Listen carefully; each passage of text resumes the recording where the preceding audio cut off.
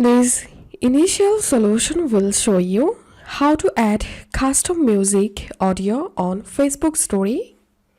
Open your Facebook app, tap on Create Story, and select the photo or video.